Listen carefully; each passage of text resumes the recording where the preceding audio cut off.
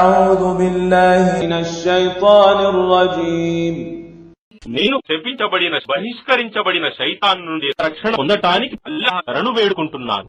لو أنزلنا هذا القرآن على جبل لرأيته خاشعا متصدعا من خشية الله وتلك الأمثال نضربها للناس لعلهم يتفكرون.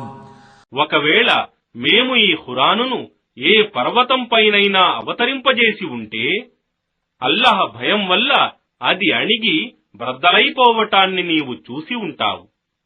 మరియు బహుశా ప్రజలు ఆలోచిస్తారని ఇలాంటి దృష్టాంతాలను మేము వారి ముందు పెడుతున్నాము.